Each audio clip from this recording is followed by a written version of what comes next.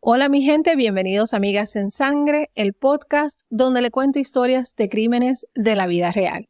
Yo soy Magali, gracias por acompañarme otra semana más mientras yo les traigo estos casos, que en realidad no son solo casos, son historias de eventos terribles que le pasaron a otro ser humano. Relatos que sus familias tuvieron que revivir, tanto en el momento que le sucedieron o durante un juicio. El caso de hoy es uno que parece ser como un triángulo amoroso que en realidad no lo era. La historia puede ser un tanto confusa, igual como triste e interesante al mismo tiempo, pero para que aprendamos a tener precaución con quién conocemos y con quién nos envolvemos románticamente, porque mi gente, hay tanta gente en este mundo que hace cosas que uno jamás esperaría que hiciera. En el 2012, Dave Krupa, de 35 años, era un hombre divorciado con 2 hijos, quien después de romper su relación con la mamá de sus hijos se mudó a Omaha, Nebraska. Ya con el pasar del tiempo se sentía solo, sin una compañera con quien salir a pasar un rato, pero tampoco buscaba a nadie con quien amarrarse. No esperaba una relación con alguien, solo buscaba pasar un buen tiempo, un rato con alguien.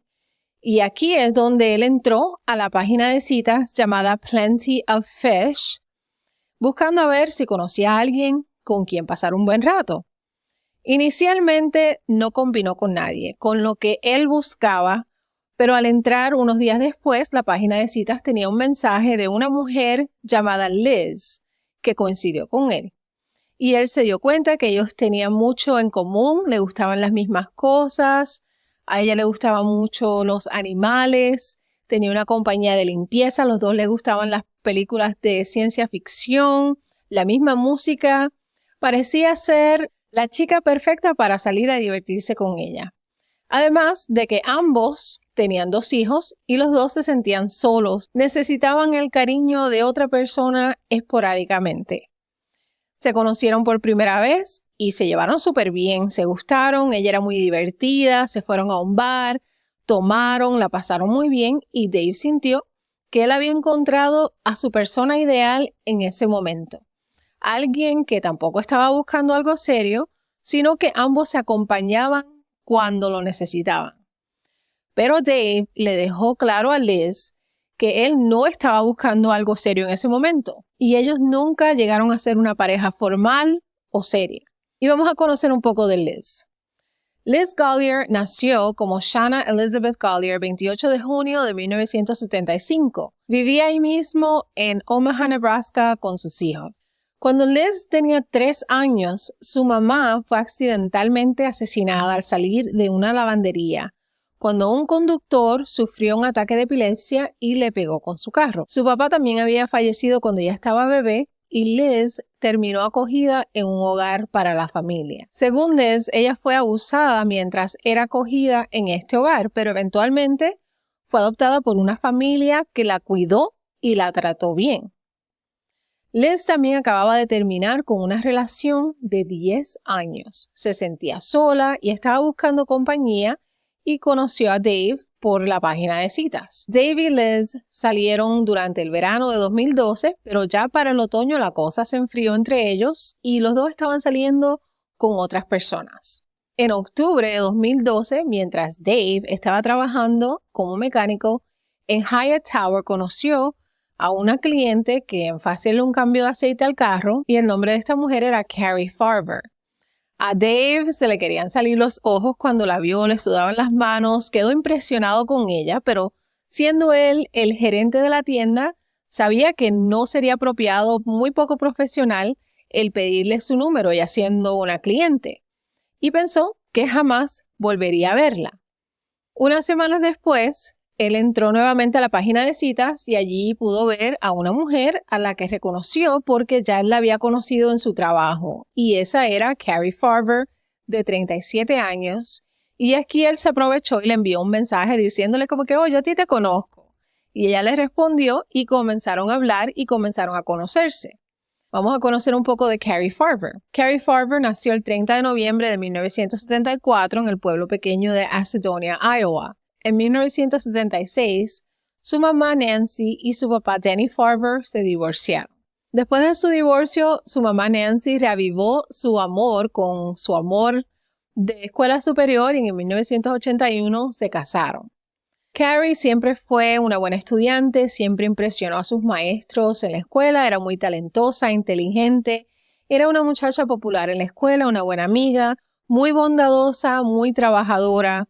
Asistió a la Universidad de Kansas y en 1981 tuvo una relación con un muchacho llamado Frank. Este fue un romance de corto tiempo porque su relación con Frank terminó cuando éste se enteró de su embarazo y ella regresó a vivir a Macedonia, a la casa de su mamá y su padrastro. Pero mientras estaba aún embarazada, Carrie regresó al colegio y se enlistó a un programa de computación por 6 meses, el cual sus abuelos maternos, para ayudarla, pagaron por el curso. En diciembre de 1997 nació su bebé, Maxwell Farber, y 10 semanas después, Carrie se graduó del programa de computación. En el tiempo que Carrie estuvo viviendo con su mamá pudo darse cuenta que Carrie cambiaba mucho de humor. Un día estaba bien y al otro día estaba deprimida y llegó a ser diagnosticada con desorden bipolar y depresión. Pero como suelen hacer muchas personas que padecen de este desorden, algo que es muy normal en ellos, ella no se tomaba sus medicamentos todos los días como debía ser. Porque según su mamá, no le gustaba cómo se sentía bajo los efectos del medicamento. Ella decía que este medicamento la hacía sentir entumecida, lo cual es otra cosa que muchos pacientes comentan sobre estos medicamentos que son los antipsicóticos o los anticonvulsivos, que son los efectos secundarios. Por eso a veces decimos que la cura es más mala que la enfermedad. Con el paso del tiempo, Carrie llegó a casarse y a divorciarse 2 veces. Pero en este mismo tiempo también, por fin, ese programa de la computación le ayudó a conseguir un buen trabajo en West Corporation en Omaha, Nebraska, como programadora de computadoras. Y este trabajo quedaba aproximadamente a 30 millas de su casa. Y ella comenzó este trabajo en mayo de 2012. Y al principio ella manejaba del trabajo hasta su casa. Carrie estaba feliz porque por fin sus esfuerzos estaban dando frutos. El trabajo le iba a pagar muy bien y era una buena oportunidad para ella. Carrie y Dave salieron por primera vez el 29 de octubre de 2012. Y en esta cita ella le contó un poco sobre su vida. A él le pareció muy agradable y como todo iba bien, él la invitó a regresar a su casa y ella aceptó ir con él. Pero durante esta cita, Liz, la otra chica con la que él había salido anteriormente, lo había estado llamando, insistiendo que ya tenía que ir a buscar algo a su apartamento y Dave le dijo, búscalo otro día, estoy en una cita, hoy no puedo y ya. Pero ni siquiera habían acabado de llegar bien a la casa cuando suena el timbre de la puerta. Cuando Dave fue a ver quién era, se encontró con que era Liz, que estaba en la puerta demandando entrar a buscar sus cosas. Y Dave aquí tuvo que incómodamente pedirle a Carrie que se fuera para él poder dejar entrar a Liz. Qué lío, ¿no? Pero eso no podía esperar. Liz y Carrie llegaron a verse por tan solo unos segundos mientras Carrie salía de la casa de Dave. Pero en ningún momento se dirigieron la palabra en lo absoluto. Cuando Liz se fue, Dave llamó nuevamente a Carrie y ella le dijo, yo no voy a regresar para allá, ya yo estoy a medio camino de mi casa, ¿por qué no vienes tú para acá? Y cuando él llegó a la casa de Carrie, ella le dijo que ella entendía que Liz había ido a su casa porque ellos no eran pareja, no tenían una relación seria o concreta y no le dio mente a eso. Le dejó saber a Dave también que ella tampoco buscaba algo serio y Dave estaba en su gloria porque él buscaba lo mismo, nada serio. Eso era simplemente, ambos querían divertirse y pasarla bien. Pero de ahí, como Carrie trabajaba cerca de donde vivía Dave y tenía un proyecto de trabajo que era grande, él le ofreció a que ella se quedara con él, pero solo en lo que terminaba ese proyecto. Y ella le tomó la oferta y mudó unas pocas cosas de su casa a la casa de Dave el 11 de noviembre de 2012. Ellos se habían estado viendo más, pasaron tiempo juntos. Dave a este punto sentía que él la estaba llegando a conocer, que estaba llegando a conocer la clase de persona que era Carrie. Ellos aprovecharon este tiempo para hablar, compartían intimidad, sí, pero salían a comer, a darse un trago. Tampoco era una relación seria y tampoco había planes de que esto fuese a cambiar en ese tiempo y todo iba bien. Al día siguiente de Carrie mudar sus cosas, a las 6:10 de la mañana, antes de irse a su trabajo, Dave se despidió de Carrie. La dejó dormida, le dio un beso y se fue. Y ese fue el día en el que la vida de Dave cambió para siempre. A las 10:30 de la mañana, Dave recibió un mensaje de texto a su celular de Carrie. Y el mensaje decía, oye, deberíamos mudarnos juntos. Y este mensaje tomó a Dave por sorpresa porque ¿qué se le metió a esta? Se hacían solo 2 semanas que se habían conocido y él le ofreció que se quedara con él para que no tuviese que estar viajando tanto durante ese proyecto. Y él le había dejado saber a Carrie que ese no era el tipo de relación que él estaba buscando. Él era feliz con poder ir y venir cuando quisiera, no tener que responderle a nadie y no hacía mucho tiempo que él había dejado su matrimonio. Eso definitivamente no era lo que él quería, no era lo que él buscaba. Y apenas había apretado el botón de contestarle a Carrie que no se iba a mudar con él, empieza a recibir un montón de mensajes de Carrie a su celular. Y los mensajes decían, jódete, estoy saliendo con otro, me arruinaste la vida, no quiero volver a verte. Pero qué raro, ¿no? Si él la había acabado de dejar durmiendo en su casa y ellos estaban de lo más bien. De todos modos, cuando Dave tuvo su hora de almuerzo, él regresó a su casa y ya Carrie no estaba ahí, ya se había ido, se había llevado sus cosas, no quedaba ni rastro de ella. Dave se sintió triste un poco porque si ellos estaban de lo más bien en ese momento, no sabe lo que pasó. Aún así trató de continuar con su vida. Y pasaron los días y él no escuchó nada sobre Carrie. Carrie no fue a su casa, no intentó contactarse con él. Y así, de la nada, unos días después, los mensajes de Carrie comienzan nuevamente a llegar al teléfono de Dave. Y estos mensajes decían, eres un bastardo, voy a destruir todo lo que te importa, me arruinaste la vida. A pesar de recibir estos mensajes provenientes de su teléfono, del teléfono de Carrie, Dave como que a él no le parecía que era ella, como que esa no era la persona que él estaba llegando a conocer.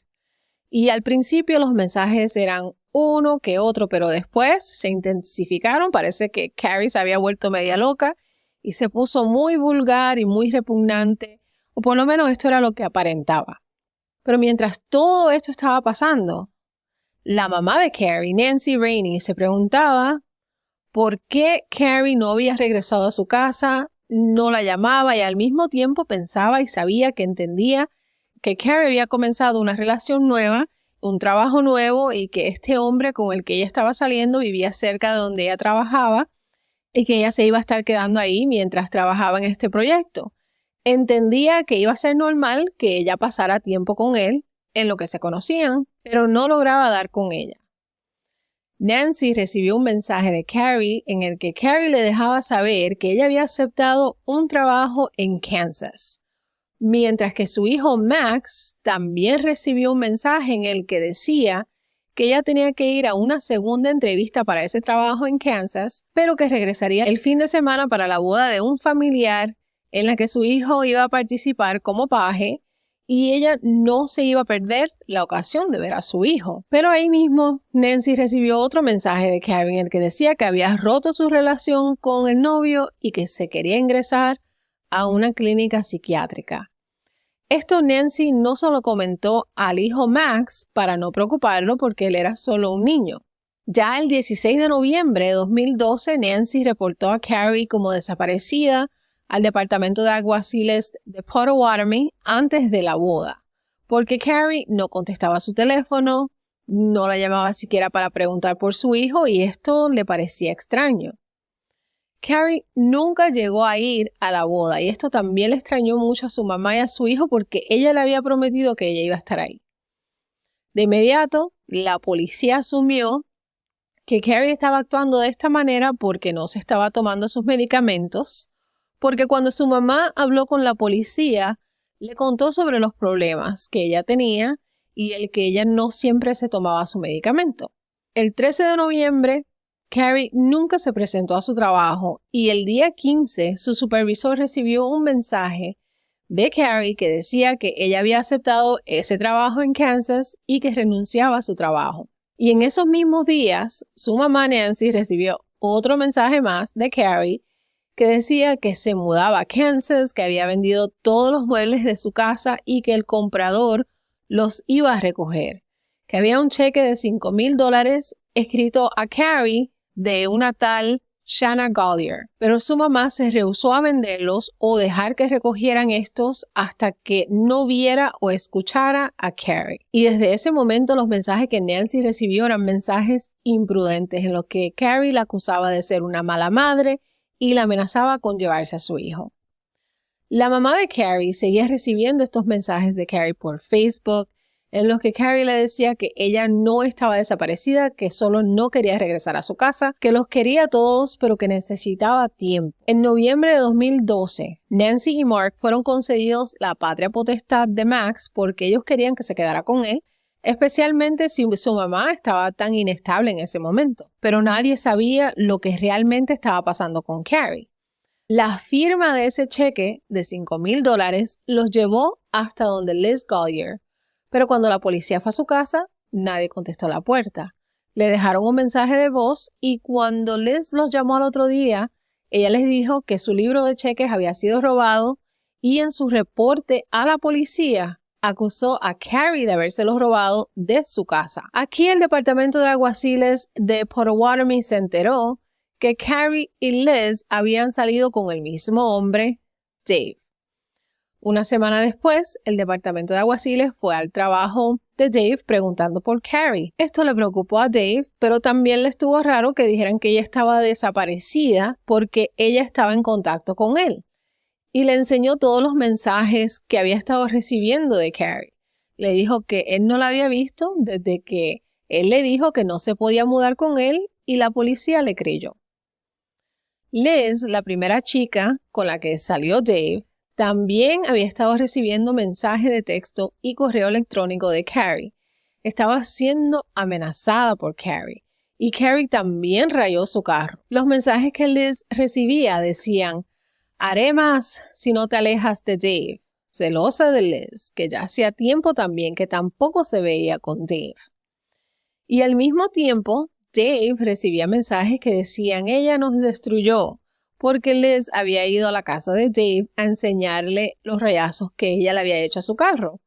Y estaban allí ellos mismos al mismo tiempo recibiendo mensajes uno y el otro de parte de Carrie.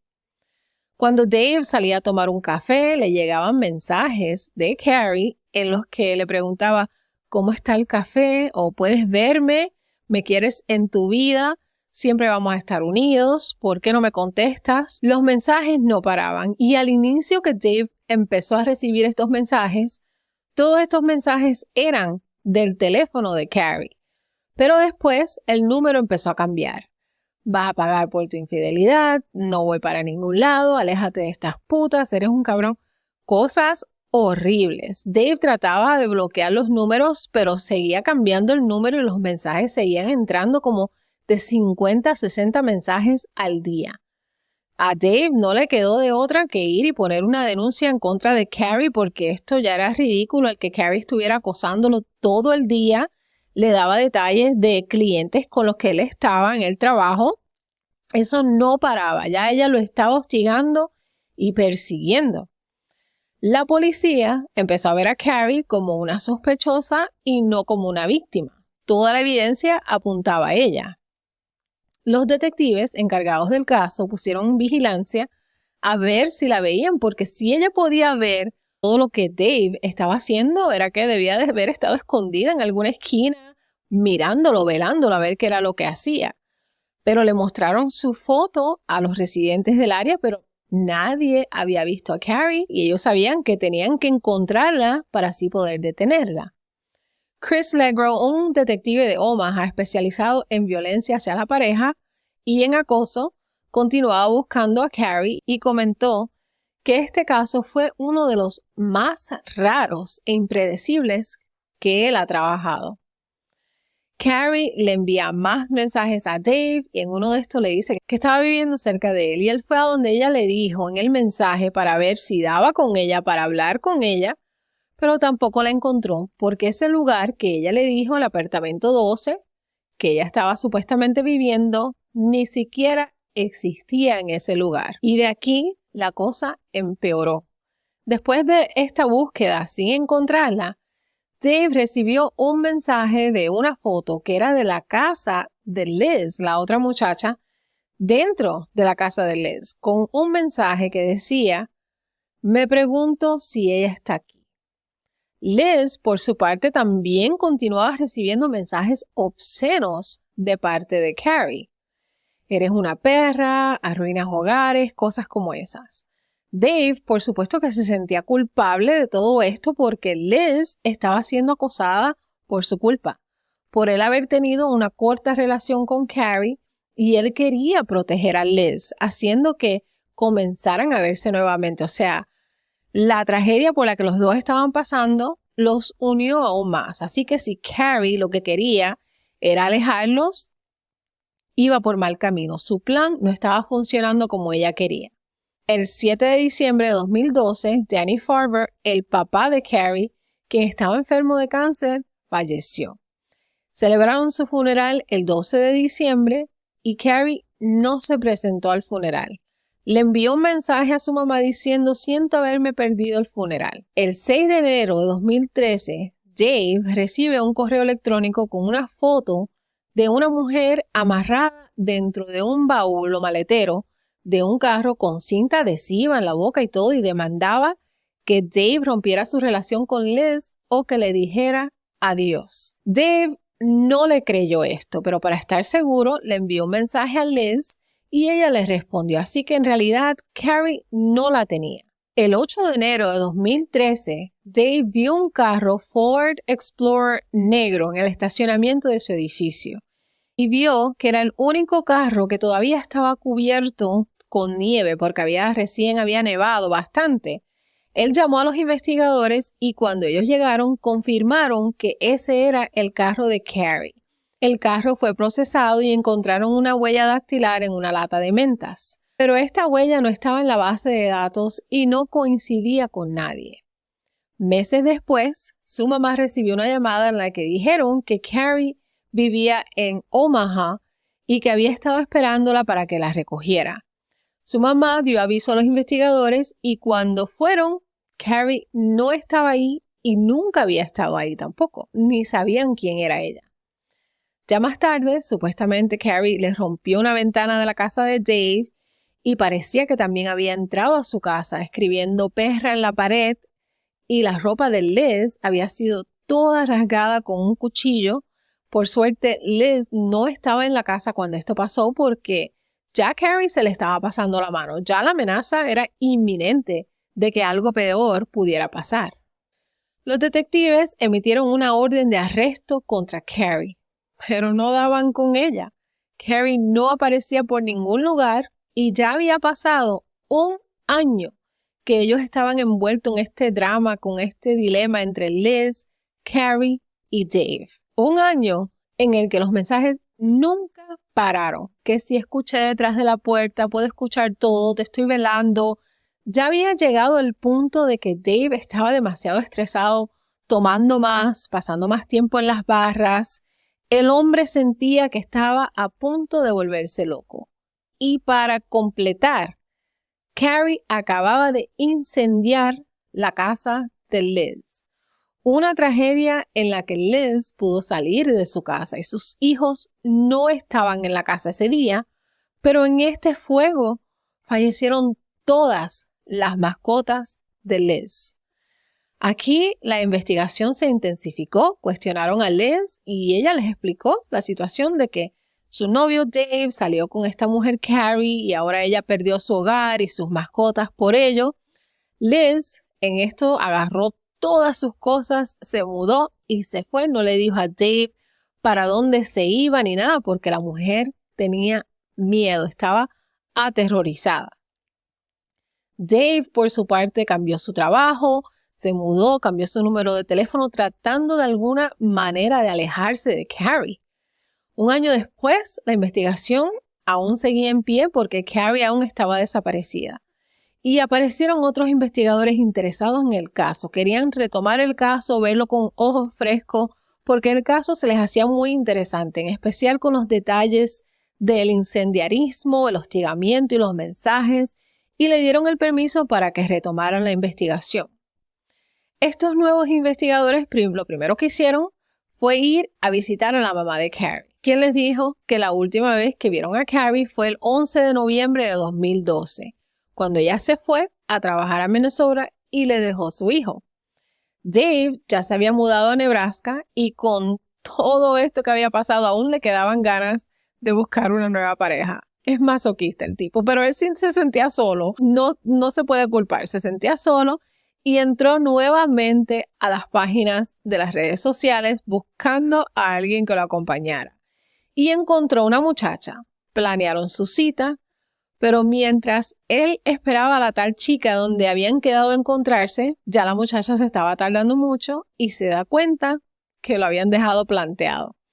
Ahí mismo empieza a recibir mensajes de Carrie. Jódete, esta es Carrie, que ahora estaba más furiosa que antes, pero esta vez también comenzó a enviarle mensajes a Amy, quien era la mamá de los hijos de Dave, su ex esposa. Sus mensajes hacia la mamá de los hijos eran como si ella estuviese ahí mismo donde ella estaba velándola, describiéndole todo lo que ella hacía con sus hijos y amenazando a sus hijos al mismo tiempo. Ya Dave sentía que la había cagado por completo y que había dejado entrar a Carrie una vez más en su vida.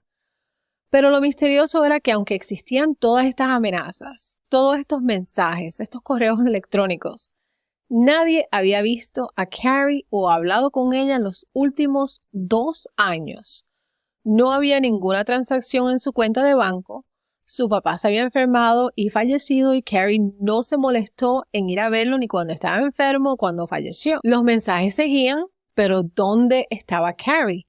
Y para esto consultaron a Tony Cava, un voluntario quien dice que está en el espectro del autismo, pero en realidad es un genio. Un experto de técnico de informáticas. Tony pudo encontrar 2 años de información y se puso a buscar dónde estaban todos estos mensajes enviados por Carrie, cuál era la dirección de protocolo de internet y dieron con una dirección en Iowa. Esta era la dirección de un hombre llamado Todd. Y Todd trabajaba para el condado y Tony, el mismo experto en técnicas informáticas, era su jefe. ¡Qué lío se formó aquí! Allanaron su hogar y él le dijo que su novia se había mudado a su casa después de que su casa se quemó. ¿Y quién era esta mujer? Liz Collier, la misma que viste y calza. Y este es el momento en el que se le prendió el bombillo a los policías de que Liz había estado haciéndose pasar por Carrie desde el momento en el que ella desapareció. Que Liz no era realmente la víctima en este caso, sino ella era la acosadora, la que amenazaba, la que perseguía, la misma que había estado enviando todos estos mensajes a Dave, a la mamá de Carrie, a la mamá de los hijos de Dave y a sí misma durante estos últimos 2 años. Y que también rayó los carros, quemó su casa en la que murieron sus propias mascotas. ¿Quién está loca aquí ahora? De inmediato los investigadores le avisaron a Dave que Liz era quien estaba detrás de todo esto, quien lo había vuelto loco todo este tiempo, quien estaba haciendo la vida imposible. Pero aún nos queda la pregunta, ¿dónde está Carrie? Se sabía que Liz se había estado haciendo pasar por ella, pero no había evidencia de que algo le había pasado a Carrie. Y nuevamente regresan a los documentos del inicio de la investigación y se dieron cuenta que en el teléfono de Liz había una foto del carro de Carrie que había sido tomada el día de Nochebuena de 2012. Y el carro, que fue recuperado el 8 de enero, había sido procesado, todavía estaba bajo la custodia de la policía. Aquí le pusieron un rastreador al carro de Liz para saber dónde ella estaba todo el tiempo y se dieron cuenta de que Liz se pasaba rondando la casa de Amy, quien es la ex esposa y madre de los hijos de Dave. Dave llegó a su casa y notó que su pistola había sido movida de donde él la tenía y rápido dio aviso a la policía. Ya a este punto la policía sabía de lo que Liz era capaz. Le dijeron a Dave que se mudara con sus hijos y su ex esposa para protegerlos porque se dieron cuenta que ella los estaba rondando. El día 5 de diciembre de 2015, ya estamos hablando de 3 años desde que comenzó todo esto. En Big Lake Park, una mujer hizo una llamada al 911 de que había recibido un balazo. Ella llamó desesperada, llorando que había recibido un balazo en la pierna, no sabía quién le había disparado, pero sí sabía que quien le había disparado había sido una mujer. Llegó la policía, la ambulancia, inmediatamente los detectives encargados del caso pensaron que Amy, la madre de los hijos de Dave, había sido atacada, pero cuando salió el reportaje de la noticia salió que el nombre de la mujer no era Amy, sino que era Liz Collier. Ya para cuando Liz estaba mejor de este balazo que recibió en la pierna, fue interrogada por la policía para hablar sobre este balazo el que Amy, la mamá de los hijos de Dave, quien era la primera sospechosa, porque Liz la había identificado como que fue ella quien le disparó. Y la policía aquí lo que hace es que le sigue el juego, porque ellos sabían que Amy no le había disparado a Liz, sino que Liz se había disparado a sí misma, tratando de echarle la culpa a Amy. La policía sabía de lo que Liz era capaz. Pero según Liz, Amy también tenía una animosidad contra Carrie, quien ya sabemos está desaparecida. Ya vemos por dónde va la cosa, ya le quieren echar la culpa a Amy también de que ella es responsable de la desaparición de Carrie. Después de esta entrevista con la policía, Liz comienza a enviarle mensajes a la policía que supuestamente ella había recibido y que se los había enviado Amy. Y estos mensajes decían: te disparé en el parque Big Lake porque no te alejaste de Dave. Y ya para cuando la policía recibió este mensaje, ellos le estaban siguiendo los talones. Sabían que ella era la responsable de todo lo que pasó por los últimos 3 años. Y sabían que era muy probable que Carrie ya no se encontrara con vida. ¿Pero qué le pasó? ¿Dónde está? Si Liz le quitó la vida, ¿cómo lo hizo? ¿Dónde está su cuerpo? Faltaban todos estos huecos por rellenar. Y no podían arrestarla si no existía alguna evidencia. Amy tenía miedo, Dave tenía miedo, sus hijos vivían con miedo de que esta mujer podía llegar algún día a su casa y atacarlos. Y la policía le sugirió a Dave que protegiera a su familia, que se mudara con ellos para protegerlos. Y Dave le hizo caso. El oficial sugirió esto porque sabían que tan pronto Liz se enteraran que Dave se mudó con su ex esposa y sus hijos, esto la iba a enojar demasiado.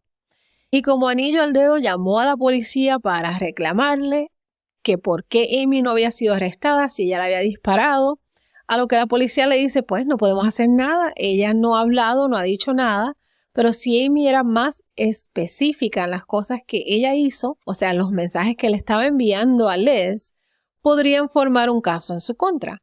Y Liz le dice: ok, esta llamada fue la gota que derramó el vaso. Y los mensajes sobre el asesinato de Carrie comenzaron a llegarle a la policía de parte de Liz.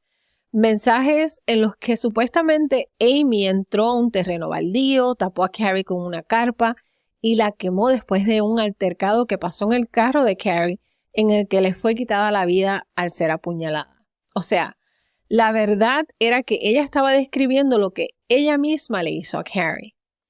Regresan nuevamente al carro en busca de sangre porque por algún motivo no fue checado en el inicio de la investigación y todavía el carro estaba bajo la custodia de la policía. Checan el asiento del conductor, el asiento de atrás del carro y no encuentran nada. Pasan a desmantelar el asiento del pasajero y ahí pudieron encontrar sangre en el asiento y esta era la sangre de Carrie. Y de ahí por fin pudieron arrestar a Liz Collier. Liz, por supuesto, que se niega siquiera haber visto el carro de Carrie, niega haber tomado esa foto, niega haber creado todos los mensajes, los correos electrónicos, de texto y pidió a su abogado. Pero aunque Liz había sido arrestada, la investigación aún continuaba. No querían que se les olvidara nada, querían asegurarse que todas las cuentas que Liz utilizó fueran revisadas. Los investigadores estaban tan envueltos en resolver este caso que hasta su vida personal se vio afectada. Incluso un año antes que Tony Cava comenzó a trabajar en este caso, había sido diagnosticado con un tumor cerebral. Y a ese punto del caso, el tumor había crecido y necesitaba ser operado. Pero al él ser operado iba a impedirlo hacer su trabajo, este hombre pospuso su cirugía hasta que el caso fuese resuelto por completo, hasta que no encontraran todas las piezas de este rompecabezas.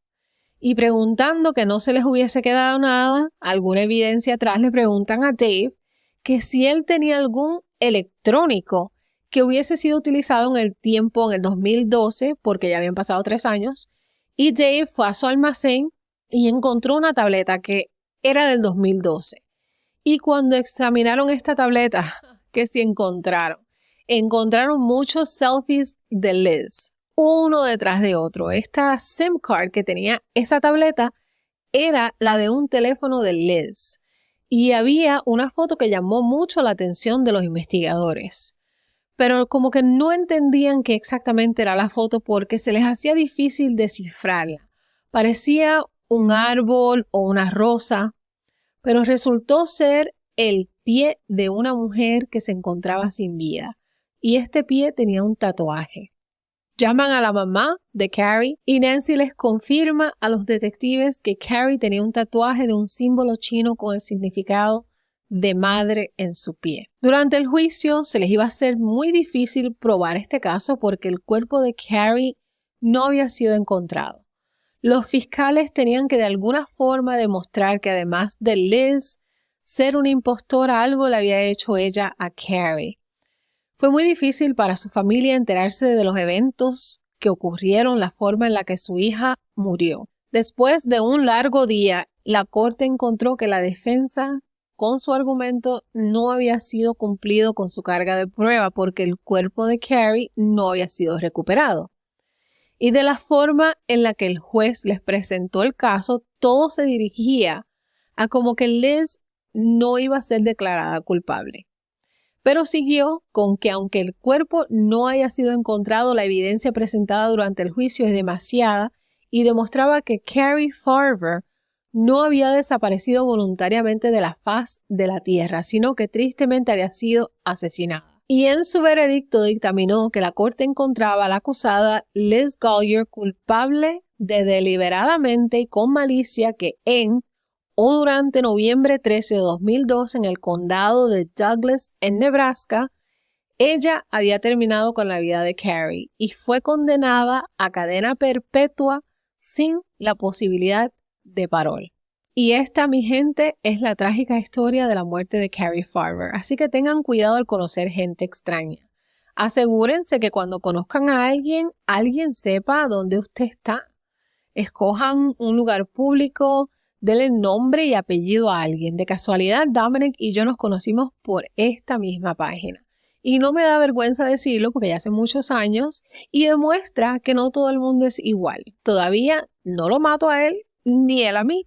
Pero es cuestión de tener cuidado porque en este caso no fue ni el hombre a quien ella conoció que le hizo daño, sino una mujer celosa que había sido pareja temporera suya porque ni siquiera era su novia. Así que tengan mucho cuidado. Y bueno, mi gente, si se quieren comunicar conmigo, pueden hacerlo a amigasensangre@gmail.com, Amigas en Sangre Podcast Fans en Facebook. Si me quieren contar una historia, pueden dejar un comentario en YouTube. Hagan bien sin mirar a quién.